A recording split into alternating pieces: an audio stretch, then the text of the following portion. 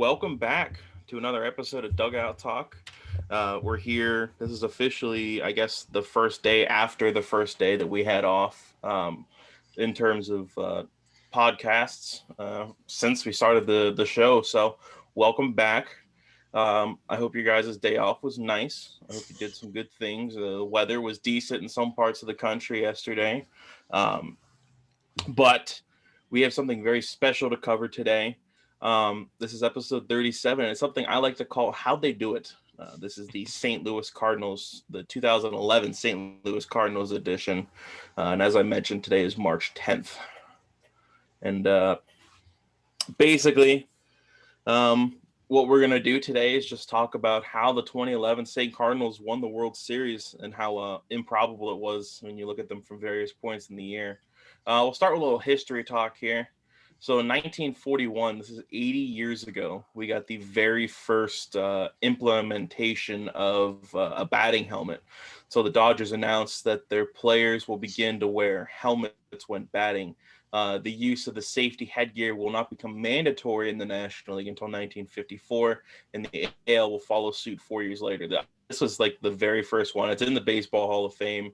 I guess there's just like a plastic insert underneath the hat there or something like that. Yeah, I was gonna say because that doesn't look so Doesn't much look, like a yeah. helmet, and I don't. And if you saw the movie 42, Mm-hmm. Jackie Robinson is clearly not wearing a quote unquote helmet, but Yeah. that's interesting that that's kind of what they look like. They just look like a normal ball cap. I guess if they had like the little inserts in the helmet, it Mm-hmm. would kind of be equivalent to what that the hat is that some pitchers wore Yeah. Yeah. to prevent line or to prevent like head damage from line drives or something like that. I Yeah. haven't seen anyone wear that though, so It's I yeah. don't. It's been like 6 years since I we had think someone wear that. Alex Torres was the last guy Yep. to wear it or something like I that. think so. So my day in history happened 58 years ago in 1963. Some minor league prospect by the name of Pete Rose played his first spring game in his professional career. The 22-year-old would go 2 for 2 in his debut against the White Sox. He would go on to make the opening day roster for the Reds, and he would also win NL Rookie of the Year that season. Um, yeah, just some guy. He'd only Sounds go on familiar. Yeah. to lead all of baseball in hits in his career. Unpopular opinion, I think he should be in the Hall of Fame, but we'll talk about that some other time Yeah. probably. Put him in the hall, Mo. Put him in the hall, Rob. All right. So, as previously mentioned, this is the 2011 St. Louis Cardinals, and this is how they did it. So, obviously, the story of the 2011 Cardinals is a classic Cinderella tale. The team that battled to stay above 500 was 8.5 games out of first place in the Central in early September and lost their marquee ace for the season in February. They battled, fought, clawed, and persevered to the top of the baseball mountain despite increasingly desperate odds. And here's how they did it. Yeah, this is an incredible story, honestly. This is actually what made me fall in love with baseball, to be completely honest, because this Okay. is like really right around the time I started paying attention to it. So I remember this full on. I don't know if you do, but this was an exciting thing to Oh see. yeah, yeah, I absolutely.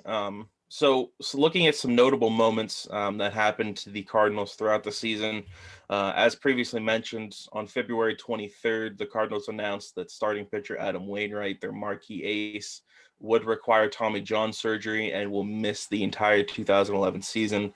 A lot of Cardinals fans were pretty torn up about that one.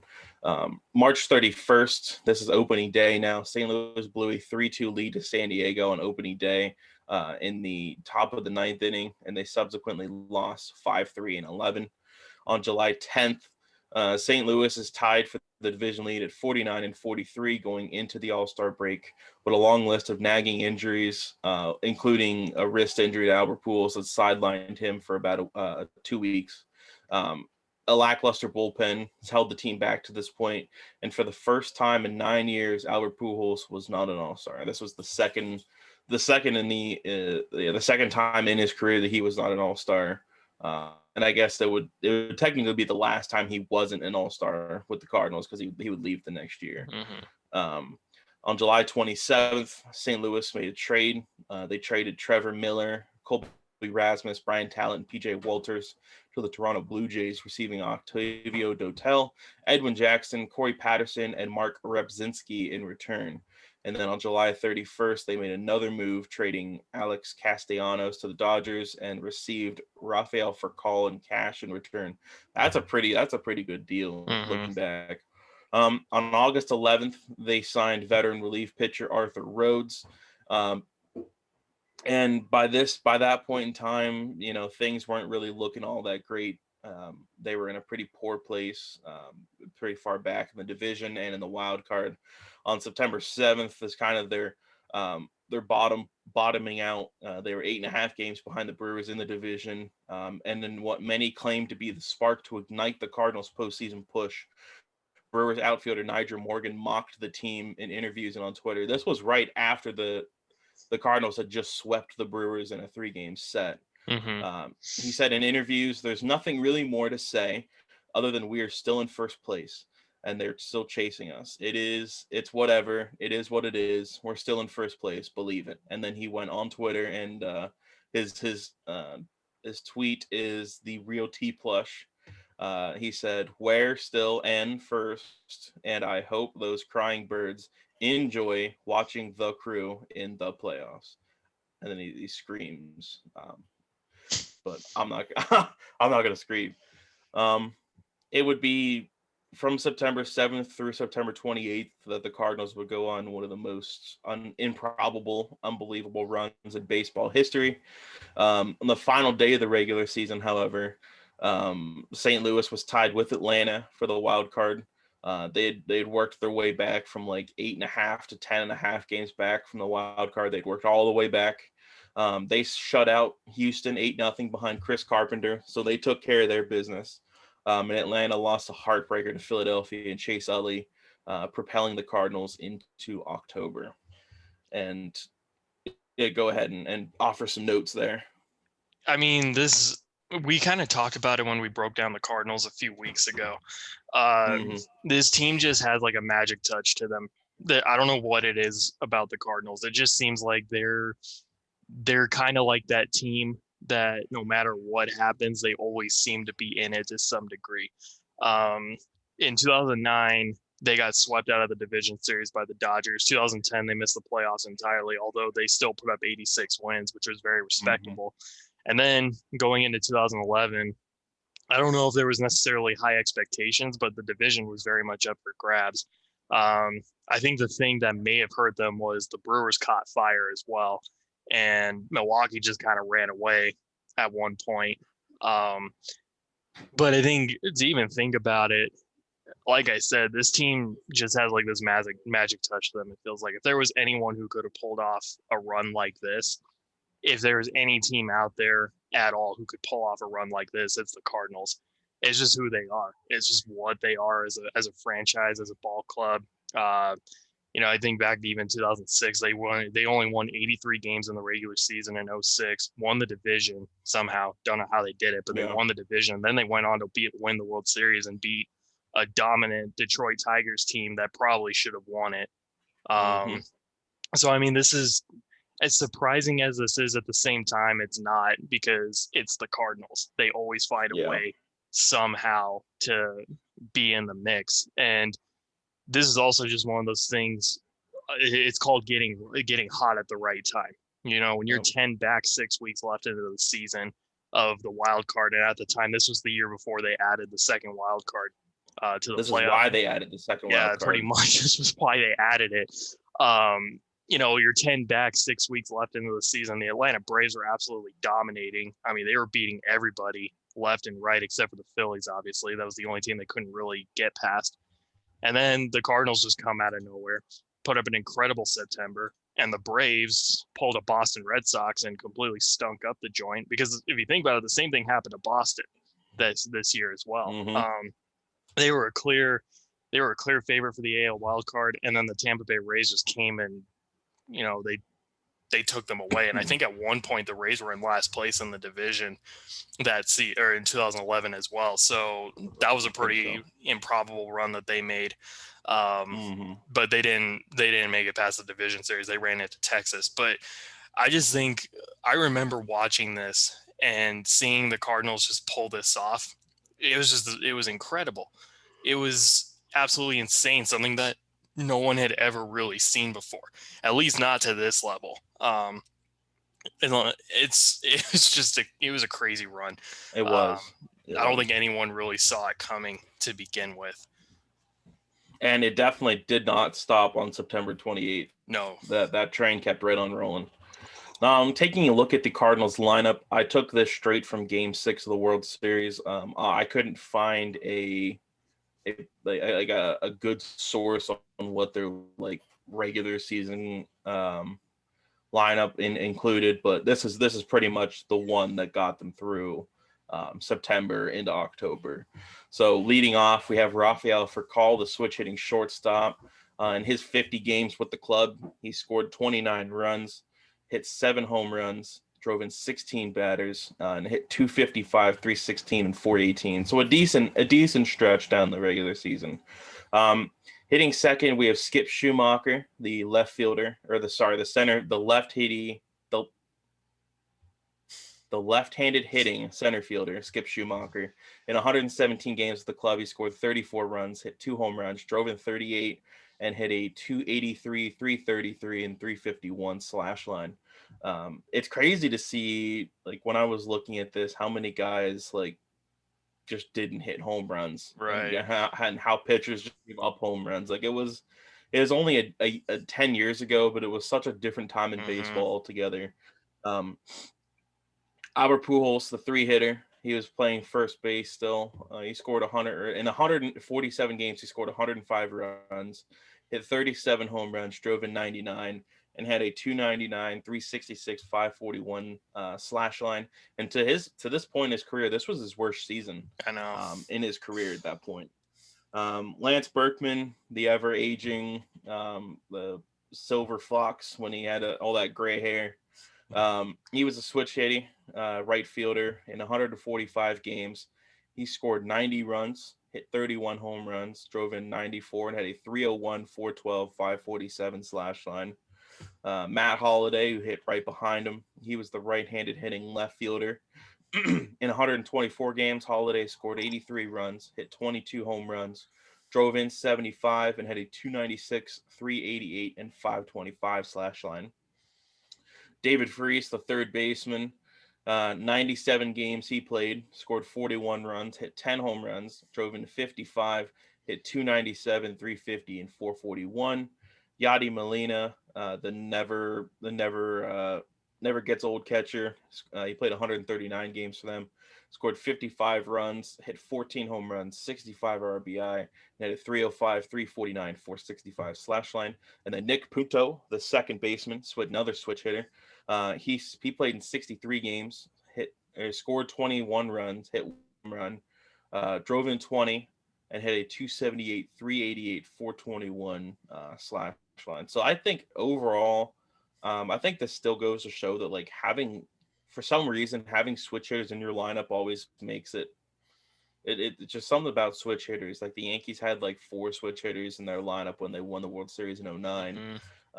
Obviously, the Cardinals went on their unbelievable run with 3 guys routinely in their lineup, but they got a lot of great production from guys you really wouldn't expect. Lance Berkman was at the end of his career at this point, Yeah. and he went and put up, you could argue, the second best season on their team. Rafael Furcal was towards the end too. I mean, they had a good mix of veterans. They had a good mix of young guys. They had a good mix of middle of career players.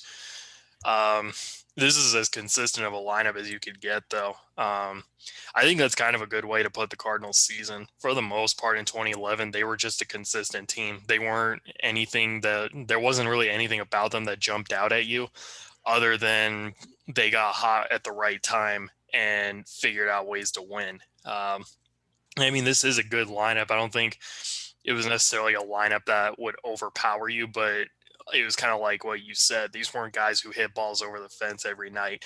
They had a couple of guys like Pujols and maybe Holliday, even Berkman, but for the most part, they were just a team that put the ball in play and they knew how to get runners home. They were just a very consistent team in that way. Nothing that really stuck out to you? Nothing super special about them. They were just a consistent group of guys who knew how to get the job done when it needed to get done. Yeah. And looking at the rotation and how that kind of propelled them, I said on Monday, I believe it was Monday, how they pretty much got to the World Series on the back of their pitching. Chris Carpenter became their ace after Adam Wainwright went down with injury. He pitched an 11-9 record, had a 3.45 ERA across 34 starts, 237 and a third innings. He gave up 243 hits, 98 runs, 91 of them earned, 16 home runs. He gave up 55 walks and struck out 191. Jaime Garcia became the number 2. He was a 13-7 record. He pitched to a 3.56 ERA across 32 starts, just a tick under 200 innings. He gave up 207 hits, 100 runs, only 77 of those earned, 15 home runs. He gave up, I want to say that's a mistake. I believe he gave up 50 walks and 156 strikeouts. Kyle Loesch became the third man. He went 14-8. He had a 3.39 ERA across 30 starts, 188 in the third innings for him. He gave up 178 hits, 80 runs, 71 of those earned, 16 home runs, 40 walks, and 111 strikeouts. Jake Westbrook, he went 12-9 that year with a 4.66 ERA, 33 starts across 183 in the third innings. He gave up 208 hits, 103 runs, 95 earned, 16 home runs. He allowed 73 walks and struck out 104. And Edwin Jackson, after they acquired him, he went 5-2 with a 3.58 ERA, 12 starts. He appeared in 13 games, but he had 12 starts. 78 innings for him. He gave up 91 hits, 37 runs, 31 of those earned, 8 home runs, 23 walks, and 31 strikeouts. So I think kind of you can get the idea of just how different baseball was back then. None of these starting pitchers had more strikeouts than they do innings, which is very, very commonplace in today's game. Yeah, and another thing too with this rotation, this was a pretty old rotation for the most part. I think Edwin Jackson was the only guy that actually pitched another like 4 years or so after this World Series. Jaime Garcia. Jaime did. He was with like Minnesota and the Yankees in 2017. That's right. He was on. But Loesch, Westbrook, Carpenter, all these guys were pretty much out of baseball within the next few years. So this was not. This wasn't really a special rotation either. Honestly, it was a consistent rotation, but nothing that really jumped out at you. I mean, Chris Carpenter was arguably their best pitcher. Jaime Garcia put up some good, consistent outings. Kyle Loesch, he was as consistent as could be, but these guys weren't guys that really jumped out at you as a core that could get the job done, I guess you could say. But it just goes to show when you have all your cylinders that are clicking together and everyone is performing to the best of their abilities and just putting up consistent numbers, it just goes to show that anything can really happen. I mean, when you look at this rotation on paper, you would not expect this rotation to be the rotation that led a team to a World Series title. Especially with the loss of Adam Wainwright, not having him for the year, a big blow for the Cardinals. They did it without him, which that's the crazy part, is they didn't even need Wainwright necessarily to get the job done. But again, this is it's as consistent a team as you can get. Your offense doesn't really stand out, but you got guys who can perform. Your pitching doesn't stand out, but you got guys who can also perform. It just goes to show that sometimes it's more so as long as you're getting consistency out of your players, because you're not on getting necessarily any hot streaks, but you're not getting on any cold streaks either. But when you get the hot streaks at the right time, that's what overpowers those teams that go on those really significant runs, but then they kind of start to plateau out, or they start to hit a plateau as the season goes on. The Cardinals never really did that, it felt like, but it wasn't until October when they finally kind of got that the hot streak going, I guess is what I'm trying to say. Taking a look at the Cardinals bullpen, They had a lot of guys who first of all, they had a lot of guys. They had a lot of guys who played games for them. Looking at their bullpen, Fernando Salas was their closer entering the season, and he was their closer for most of the season. He appeared in 68 games. He had a 2.28 ERA, a .9 WHIP, 24 saves across 75 innings with 75 strikeouts. Kyle McClellan, he pitched in 43 games. He also made, I believe it was either 13 or 17 starts. He pitched to a 4.19 ERA. He had a WHIP just above 1.3. He pitched in 142 innings and struck out 76. Jason Mott, pictured there in the bottom left, right after he got the final out of the World Series. He was another. He was a standout player with the Spikes when he was there. I think it was 2006. So it was awesome getting to see him in their inaugural season. Jason Mott appeared in 78 games for the Cardinals in 2011. Pitched to a 2.25 ERA, a WHIP just under 1. Across 68 innings, he struck out 63. Mitchell Boggs appeared in 51 games, pitched to a 3.56 ERA, a WHIP right around 1 and 1.35.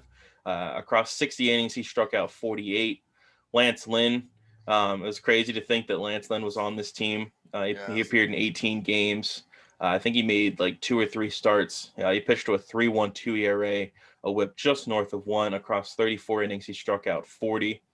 Eduardo Sanchez, he pitched in 26 games. He had a 1.8 ERA, a 1 flat WHIP. Across 30 flat innings, he struck out 35. Miguel Batista, across 26 games for him, he pitched to a 4.6 ERA, WHIP right around 1.5. 29 in the third innings, he struck out 16. Octavio Dotel, across 29 games for him, he pitched to a 3.28 ERA, a WHIP of .851. Across 24.2 innings, he struck out 32. Mark Repzinski, he pitched in 28 games for the Cardinals down the stretch, pitched to a 3.97 ERA, a WHIP just under 1.5. Across 22 and 2/3, he struck out 28. Arthur Rhodes, the veteran I mentioned, they signed him in August. He pitched in 19 games, pitched to a 4.15 ERA, a WHIP just north of 1. Across 8.2 innings, he struck out 6. So looking at this bullpen, as we mentioned, it's nothing special. There's no one in this bullpen. There's no Mariano Rivera. There's no Francisco Rodriguez. There's no even, anyways, no one in this bullpen was like the guy. There wasn't anyone who you absolutely went to. Everybody contributed. Everybody had good nights. And I think that's just another reason as to why it made their run so improbable, is they had guys that you recognize, but guys you didn't necessarily look at in fear. Yeah, I mean, this was, again, third time I say it, it was just they were a good bullpen. Nothing too special, nothing too stand out. I mean, sure, some of these guys were in their primes, like Jason Mott was definitely in his prime around this time. But you had a lot of aging vets in this bullpen as well who were just kind of there to help contribute, not so much. I don't know if they were necessarily expected to be a big part other than just try to help get the team to where they want to be. I think it's crazy that Lance Lynn was on this team. I honestly forgot he was. What's crazier was he was a bullpen guy, because he's one of the most consistent starting pitchers in the league today. But this is kind of nostalgic, at least for me, because looking at this, like, there's, at least for me, these were guys I watched kind of growing into the game. So seeing a lot of these names now is like, oh my gosh, this is, I forgot that a lot of these guys were even on the team. They're just consistent. They were good. They performed when they needed to, and they got the job done. Correct. All right, looking at the, I'll call it the breakdown of the Braves. Looking at their month by month standings here, going into April, or I guess going into May. At the end of April, they sat at 16-11. At the end of May, they sat at 33-24. At the end of June, they sat at 45-38. At the end of July, they sat at 57 and 52. Now at this point, you can kind of see they had definitely fallen down a little bit. They were pretty good earlier in the year, but by the end of July, by the trade deadline, they had definitely fallen down. In August, oh wait, oh my gosh, that's my bad.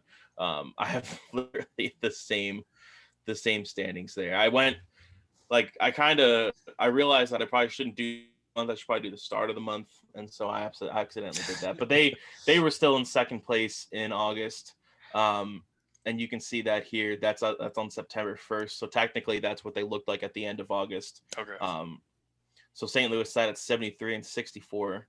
On September 1st, they were 7.5 games out of the division lead, and taking a look at this long paragraph here, the Cardinals were 49 and 43. That's a .533 winning percentage going into the All-Star break. Then they went on a 41 and 29 run in the second half of the season. More importantly, after they sat 10.5 games back behind Milwaukee on August 27th and 8.5 games behind the wild card leading Atlanta Braves, they proceeded to go on an unbelievable 21 and 8 run, including sweeps of both Atlanta and Milwaukee to end the season and just barely sneak into October. With the most memorable of which being the final day of the regular season, as we talked about briefly earlier. They sat tied with Atlanta in the wild card, with the wild card on the line. St. Louis took care of business on their end with an 8-0 shutout of the Astros on the back of veteran Chris Carpenter. And then Atlanta proceeded to fall apart versus Philadelphia in the top of the ninth, allowing a Chase Utley sac fly with the bases loaded to score the tying run. Philadelphia then took the lead for good in the 13th off the bat of a Hunter Pence infield hit. Obviously, you can see the Braves just absolutely throttled. They were just absolutely worn out. To see this just get kind of pulled out from under you was crazy. Imagine going through something like that. Yeah. But it just goes to show that when you get hot, there is literally nothing that's going to stop you. Exactly. And when you get cold, everything can stop Yeah. you. That final day of the 2011 season was absolutely insane. The Cardinals had a lot on the line, the Braves, the Rays, the Red Sox. Yep. I mean, there were 4 teams that were fighting for a final playoff spot that day. And to see Boston and Atlanta both just break down the way they did, it was unbelievable. And to see the Cardinals and the Rays storm up the way they did was unbelievable. And to think that the Cardinals were in first place in their division for a good chunk of the year, but as the season went on, the Brewers also got better, and they continued to get better, and they were riding a hot hand as well. It's just the thing was the Cardinals were the hotter team. When it's all said and done at the end of the day, they were the hotter team, and like you said, nothing could be done about it. Like no matter what took place, and we've got the postseason breakdown coming up as well. But it really was an incredible 6 weeks, final month of the season. There never been anything like that had happened in baseball before. This was really something that people were seeing for the first time, seeing stuff like this take place. Yeah. And what's more crazy about it is the fact that they did it. Both the Cardinals and the Rays won without actually playing the team that they got in over. It'd be slightly less crazy if the Rays played against the Red Sox and the Cardinals played against the Braves, but it's just the fact that all the stars had to align.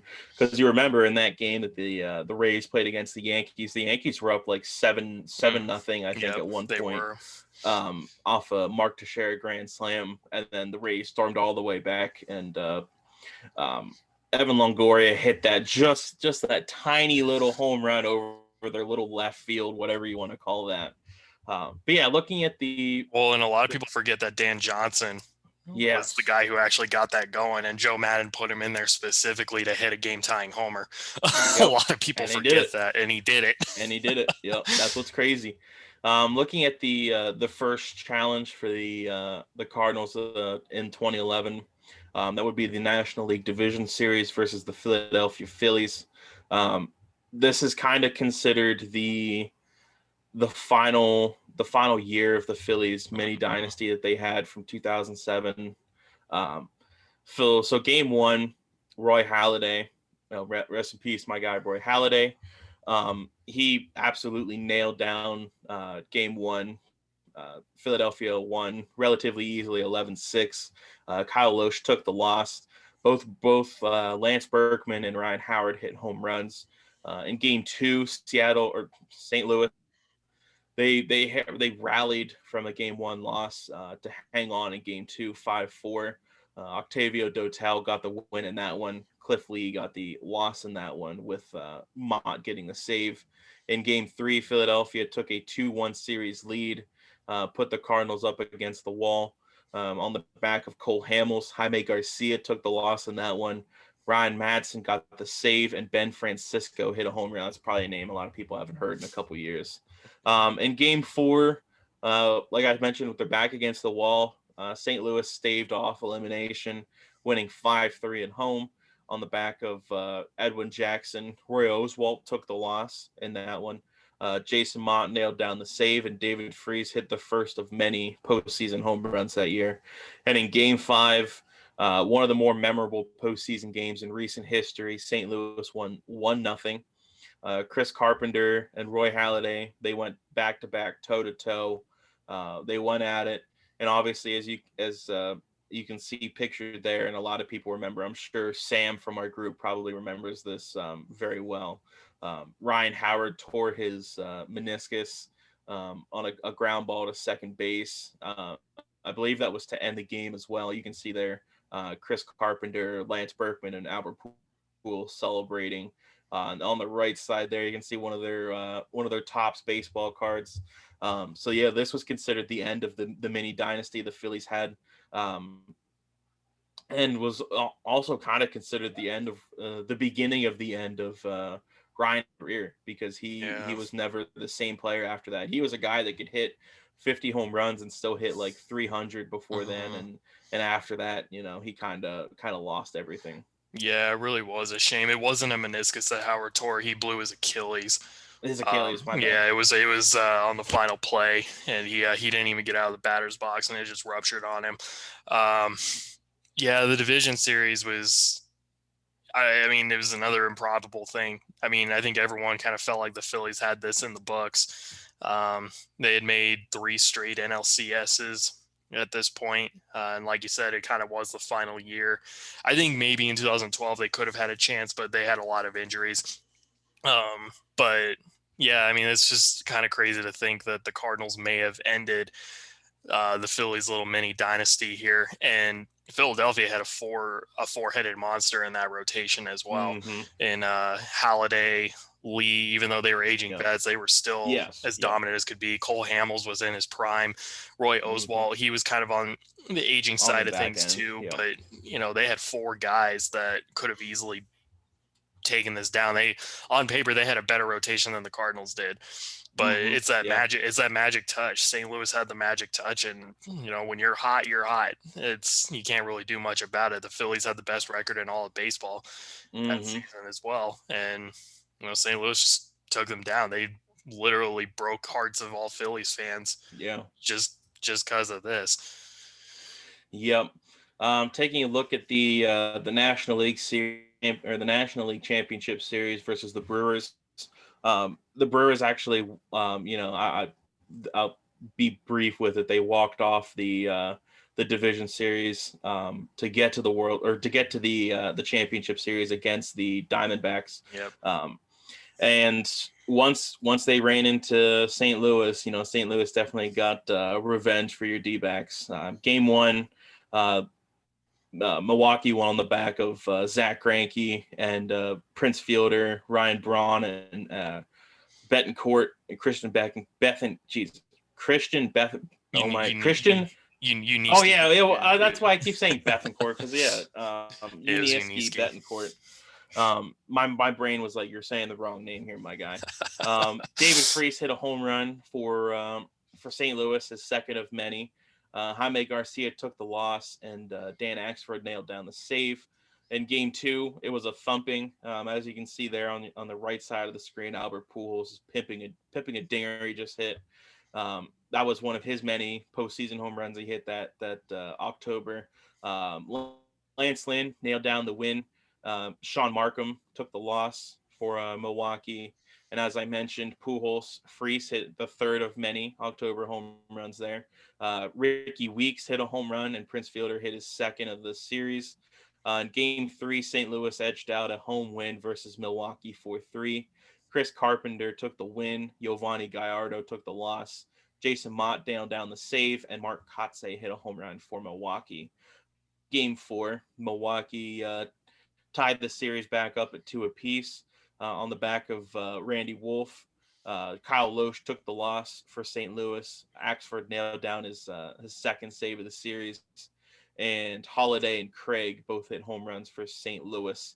In Game 5, St. Louis took a commanding 3-2 series lead off the back of their bullpen. Octavio Dotel nailed down the win for them.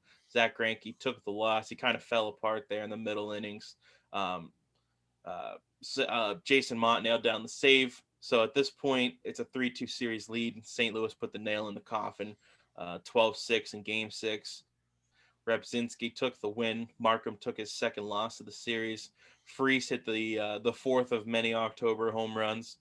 For Colin Pujols backed him up with dingers as well. And despite Corey Hart, Ricky Weeks, and Jonathan Lucroy home runs, Milwaukee fell short. This was kind of their last run at it too. They weren't really the same team afterwards. I think it was it this next off season where the whole Ryan Braun stuff started, or was it the off season? Yeah, it was during the 2011-2012 off season. That was when Braun got caught with the PEDs, and then he technically got suspended but appealed and won.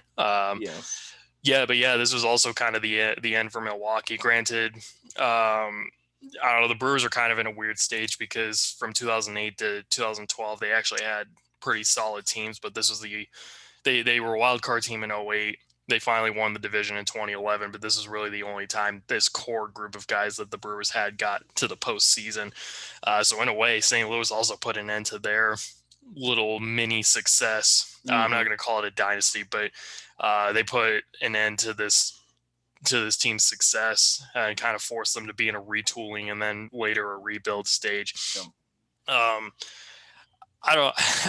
think this is just one of those things too. It's kind of, I don't know if I would necessarily say the magic touch, but I think the Brewers were starting to cool off by the time the division series got around, because the Diamondbacks almost beat them. I mean, they got close. Like you said, the Brewers had to win on a walk-off. So it wasn't like either team was necessarily hot.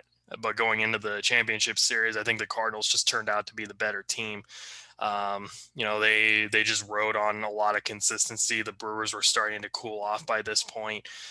They had a big Game 1, but other than that, the offense kind of got stymied the rest of the series. The starting pitching started to fade out a little bit. So I think that was in the Cardinals' favor in a lot of ways. It's kind of another one of those things. They're the hot hand. Then the Brewers cooled off at probably the worst time they could have. Still a good series. They managed to put it to 6 games, which isn't bad, but it's just St. Louis turned out to be the better team. Yeah, and I tell you what, one of those teams we might have to cover in a future How They Do It series, the 2008 Brewers, when they after they picked up CC Sabathia and they just went on that massive run.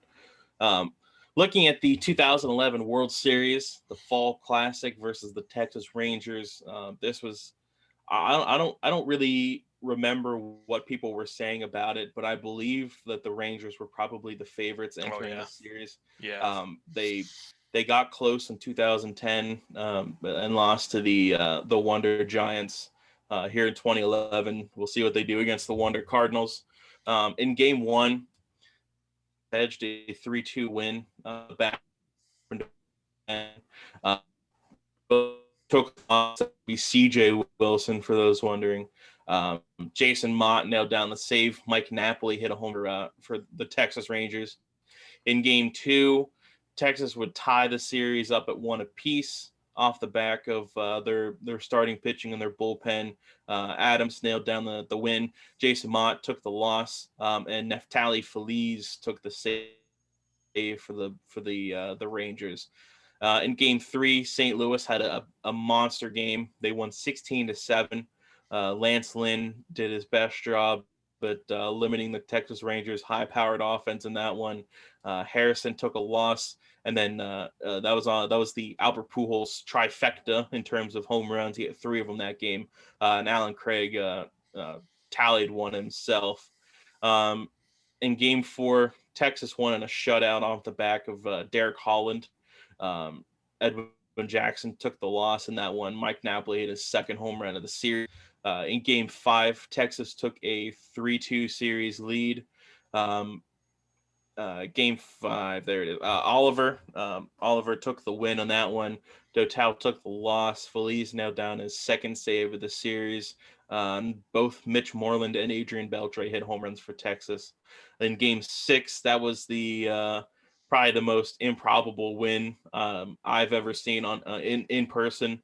That was the David Freese game. Jake Westbrook took the win in that one. Derek Lowe took the loss in that one. Beltre, Cruz, and as you can see there, Josh Hamilton said that he had talked to I believe it was the Virgin Mary or the Saint or something. He talked to a Holy Spirit, and that Holy Spirit told him he was going to hit a home run in a clutch moment, and then he did. What that Holy Spirit didn't tell him was that David Freese was about to not only tie it in the 9th, but walk it off in the 11th. And as the famous quote said by Joe Buck, I know a lot of people don't like him, but we will see you tomorrow night. And they sure did. St. Louis came out to play in Game 7. Texas did not. The final score of that one was 6-2. Chris Carpenter, another win, a fantastic October for him. Harrison took his second loss of the series. Alan Craig hit a home run. And that was it. That was the end of the story tale. I mean, it was pretty for how easy Game 6 was. Game 7 was kind of lackluster. St. Louis pretty much had it nailed down in the later innings. They kind of had it nailed down. There really wasn't much fanatics about that one, but it was a great series. Oh, it was. This was I still think this is the best World Series that has probably been played, at least in the 21st century. Game 6 is by far one of the greatest games in the history of baseball. I remember watching that game too. It was absolutely crazy, and I remember the only reason I got to watch it was because I didn't have school the next day, so I was able to put it on. This was just an incredible series, really, and it was only fitting that the Cardinals ended up winning it all. The fact that they got there and the magic and the drama that happened in Game 6, they were down to their final strike twice in Game 6. They were down to their final strike. David Freese had that game-tying 2-run triple in the 9th inning, and then Berkman came through with the 2-run double in the 10th inning after Hamilton had hit that go-ahead homer in the 10th. It was a crazy night. It was just a crazy series all around. It was only fitting that it kind of came down to this for both teams. And we talked about how the Cardinals ended the Phillies' little mini dynasty. They ended the Brewers' successful run. They ended the Rangers' little mini dynasty as well. Yeah. Because Texas was a wild card team the next season, lost the wild card game. Then they lost game 163 the next year. And then from there, they just weren't that great a team. I know they made the playoffs in 15 and 16, but the Cardinals put an end to the Rangers' little mini dynasty as well. They were so hot. They made 3 teams go through rebuilds pretty much. And that's just, it's crazy. We still haven't really seen anything like that since it happened. And I think too, a lot of people forget. I think a lot of people forget that Pujols had a 3-homer game in Game 3. He was only the 3rd player at the time to do it in a World Series. But a lot of people also forget that Alan Craig really came through for this team. He was kind of a hidden gem. Mm-hmm. He was mostly a bench player throughout the year, but he had some big moments for the Cardinals in the postseason. And in my opinion, I know why David Freese won the World Series MVP, but I think Craig should have at least been co-MVP. They should have both been MVPs to some Mm-hmm. degree. Because Craig definitely had the better series. It's just Freese came through in the very clutch moments when they needed Yep. a boost. Yeah. But this was all around just it was a fantastic series. It was something that was great for it was just great for the game of baseball. Whenever a series can happen like this, it's always good for the game. Um, but yeah, no one saw this coming. No, not even at the beginning of the year. I don't think anyone saw that the Cardinals were going to be competing for a World Series. I know this was kind of the big year that everyone was like, "Oh, the Rangers are going to do it this year" because they lost to the Giants in 2010, and Mm-hmm. there was all this hype around the Rangers about like, "Oh, they're going to do it. This is the year they're going to win it all." And they had a chance twice where they could have closed the door. Um, Unfortunately, it just didn't happen for them, but I think it just goes to show uh, this is kind of what the Cardinals do. This is just them as a franchise. They find ways to pull stuff off like Yep. this, and they always find a way to be in it to some degree, even when no one expects them to be. They still find ways to get it done. But this series was Yeah. what made me fall in love with the game because this only happens in baseball. You don't see this in any other sport, really. Yeah. Yeah. I mean, how can you not be romantic about baseball? It doesn't have a clock. There's no time limit. Baseball will go until someone wins, and that's what makes it the best sport out Exactly. there. So we've reached the end of another episode. We appreciate you guys sticking around for me bumbling through this one. Um, you can always find us on our different social medias. You can find us on Instagram at Real Dugout Talk. You can find us on TikTok now at Dugout Talk. You can find us on Twitter at Dugout Talk 1. You can always find us here on YouTube at Dugout Talk. And you can also see us on Facebook at Real Dugout Talk. Appreciate you guys checking this one out. I'm not sure what our subject is for Friday. We haven't gone too far into that one yet. I believe we But we're talked probably about. going to have that. I believe The Chavez Ravine. Chavez Correct. Ravine. Yeah, we're gonna do like a little history episode on Yeah. Friday Yeah, about that's right. yeah. That's right. So that should be a good one as well. I think there's definitely a lot there, kind of a lot of hidden history too. I don't think a lot of people realize Yeah. how Dodger Stadium actually came to be to begin with. But Yeah. That's going to be an interesting one because like you mentioned, it's something that people don't really remember. There's no one really around to remember it besides Vin Scully. He's been around to remember, I think, everything. I think he was around for the first baseball game. He might have commentated the first baseball game. I'm yeah, not he sure. might have. But Vin Scully is a legend. I appreciate you guys watching today. I appreciate everyone who started to follow the baseball series I've done. I've like 7 pre-recorded episodes, so I'm just gonna start shooting those out to you guys every day. Just something extra to look at, something a little more laid back. I don't have a script or anything like that, so everything you hear me say is just kind of in the moment. As of right now, just to kind of keep everyone up to date, we just finished our first season. We went like 57 and 105 or something like that. Um, we should have the first overall pick. It's going to be tough between us. I think it was the Royals and Seattle. I think it's going to be between one of our 3 teams. But 2 of the guys that I drafted in the 2020 draft both should be in the major league squad at some point in 2021. So I look forward to that's going to be what the next video I record is. That's what's going to be. So I can't wait to get out to you guys at some point in time, probably early next week. But look forward for that one. Nice. Yeah, that was kind of fun. I got on YouTube the other night and saw that you had published one of those gaming episodes, and that kind of threw me a little bit as well. I was like, oh, what is this? But yeah, it's a fun little thing just to kind of do some in between stuff when since we're only doing 3 days of recording right now. But Yep, exactly. again, we thank you guys for tuning in. We'll see you on Friday when we cover Chavez Ravine and the history behind that. But until then, stay safe, and we'll see you Friday.